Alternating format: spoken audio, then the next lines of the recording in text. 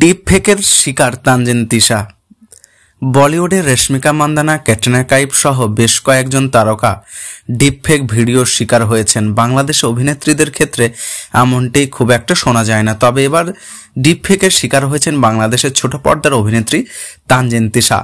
Facebook সহ সামাজিক যোগাযোগ মাধ্যমে বিভিন্ন প্ল্যাটফর্মে অন্তত গত বছরের 25শে অক্টোবর থেকে তানজিন তিশার ভিডিওটি প্রচার হতে দেখা যায়। গত 29শে ডিসেম্বর বেশ কিছু পেজে পুনরায় ভিডিওটি প্রকাশ হতে দেখা যাচ্ছে।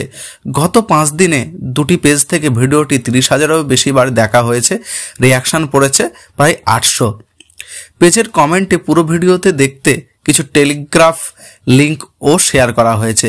এমন একটি টেলিগ্রাফ চ্যানেলে গিয়ে দেখা যায় চ্যানেলটিতে 5 শতাধিক সদস্য রয়েছে। ভিডিওটি থেকে কিছু ফর্ম নিয়ে রিজার্চ ইমেজ সার্চ একটি পর্ন ওয়েবসাইটে মূলত ভিডিওটি খুঁজে পাওয়া যায়।